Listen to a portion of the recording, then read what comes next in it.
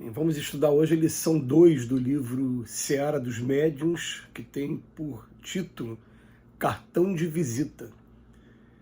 Em qualquer estudo da mediunidade, não podemos esquecer que o pensamento vige na base de todos os fenômenos de sintonia na esfera da alma. Analisando palidamente, tomemos a imagem de uma vela acesa, apesar de imprópria para as nossas anotações.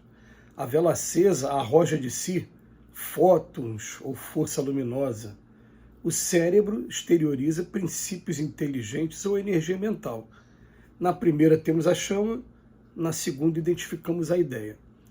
Uma e outra possuem campos característicos de atuação, que é tanto mais vigorosa quanto mais se mostra perto do fulcro emissor. No fundo, os agentes a que nos referimos são neutros em si. Imaginemos, no entanto, o lume conduzido. Tanto pode revelar o caminho de um santuário como a trilha de um pântano. Tanto ajuda os braços do malfeitor na execução do crime, quanto auxilia as mãos do benfeitor no levantamento das boas obras.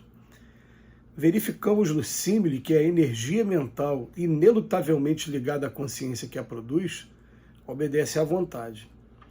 E compreendendo-se no pensamento a primeira estação de abordagem magnética em nossas relações uns com os outros, seja qual for a mediunidade de alguém, é na vida íntima que palpita a condução de todo o recurso psíquico. Observa, pois, os próprios impulsos. Desejando, sentes. Sentindo, pensas. Pensando, realizas. Realizando, atraís. Atraindo, refletes. E refletindo, estendes a própria influência acrescida dos fatores de indução do grupo com que te afinas. O pensamento é, portanto, nosso cartão de visita.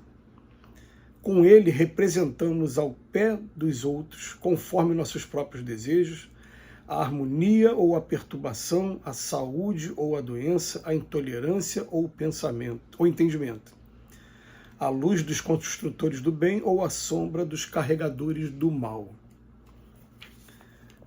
Já que a gente está começando a estudar esse livro Seara dos Médiuns, o principal meio de comunicação entre os espíritos é o pensamento. Os espíritos, por estarem fora da carne, eles não têm meios para, de maneira direta, de maneira ostensiva, conversar com a gente, se fazerem visíveis para a gente. É claro que existe aí no livro dos médiuns duas situações distintas, excepcionais a isso que eu falei. Uma delas vai se chamar materialização mesmo, que só vai acontecer em casos muito excepcionais, porque para acontecer tem alguma pessoa encarnada que está fornecendo o seu próprio fluido, que eles chamam de ectoplasma, para que aquele espírito se materialize e você veja o espírito, como aconteceu em diversas, milhares de aparições, muitas catalogadas pela Igreja Católica, aparições de Nossa Senhora, não sei aonde, né, em vários espíritos, em vários lugares. Você vê que a aparição costuma ser rápida. Eles pegam aquele fluido, aparece para um grupo de pessoas, um grupo maior de pessoas, e a gente sabe que ela é materialização porque tem muita gente vendo.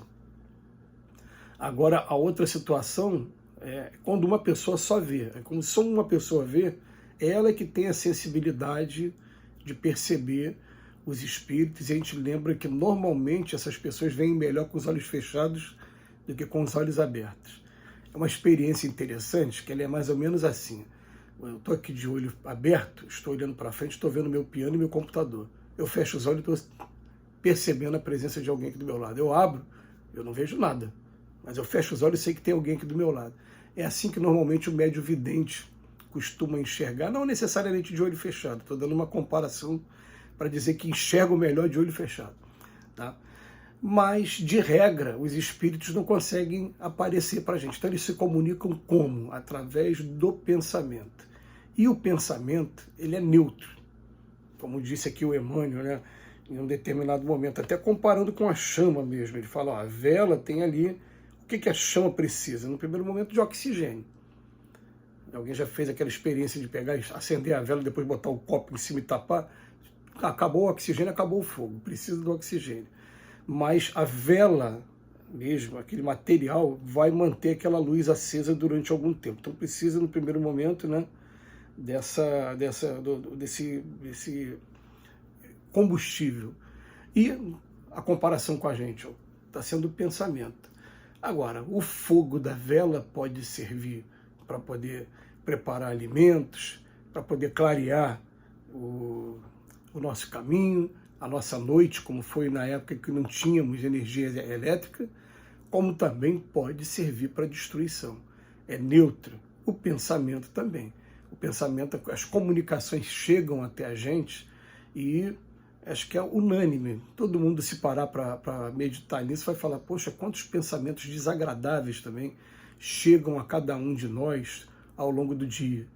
Então, no primeiro momento, a gente vai pensar assim, ó, o pensamento é a principal forma de comunicação, mas a partir do momento que eu percebi a ideia, se eu estou trazendo a ideia para mim, aí eu comecei a entrar nessa faixa que o Emmanuel fala aqui, ó, desejando eu senti, sentido eu pensei, pensei eu estou realizando, né? Eu estou querendo falar assim, gente, porque é interessante. Uma vez nós fomos chamados a atenção pelos mentores espirituais, pelos trabalhadores do outro lado da vida, dentro da nossa casa espírita, eles falando assim, né? Não se assustem com os pensamentos que chegam até vocês, por exemplo, quando vocês estão tendo contato com o público e vão dar um passe no salão. Quando termina a reunião, o público termina uma palestra, vamos para os passes. Às vezes você está parado na frente da pessoa para dar um passe e vem um pensamento agressivo com relação àquela pessoa. E você tem todos os elementos para reconhecer que aquele pensamento não está vindo de você, não teria por que vir de mim, mas está vindo uma coisa ali, né, naquele momento. E você meio que despreza aquilo, algumas pessoas não entendem que na verdade é como se fosse um telefonema que você está recebendo e ficam até se penalizando, como é que eu tenho coragem de ter um pensamento como esse? Não, esse processo é normal. Não é normal se você aceitar o processo, o pensamento, né? Aceitei o pensamento e estou me alimentando dele. Aí eu comecei a realizar, né? Quando ele bota aqui, pensei, eu realizo, pensando, eu realizo. Eu começo a realizar primeiro aqui no plano espiritual, para daqui a pouco materializar o meu pensamento. É assim com todo mundo. O arquiteto está aqui pensando agora, como é que eu vou fazer minha casa? Eu vou comprar com tijolo assim, tal, tal. Ah, peraí, então deixa eu botar no papel. Ó, começou aqui, eu já estou realizando. Botou no papel, agora eu vou comprar os elementos todos. É assim que o pensamento funciona. E, é claro, ele vem dizer para a gente, ó, você pode, com o pensamento, atrair harmonia ou perturbação, saúde ou doença, intolerância ou entendimento, a luz dos construtores do bem ou a sombra dos carregadores do mal. A gente vai decidir agora como a gente vai canalizar, e é até interessante que os espíritos falam assim, eu descobri que eu tenho uma mediunidade um pouquinho ostensiva demais, uns têm a mais, outros têm a menos. Então bota uma coisa na cabeça, você vai ser médium 24 horas por dia, você vai estar captando, sensível a isso, 24 horas por dia. Se você tem realmente essa sensibilidade, se você chegar num lugar onde a tristeza está imperando, a tristeza vai tomar conta de você. Se você chegar num lugar que a euforia está tomando conta, você vai ficar 10 vezes mais alegre que todo mundo. Você tem essa sensibilidade, né?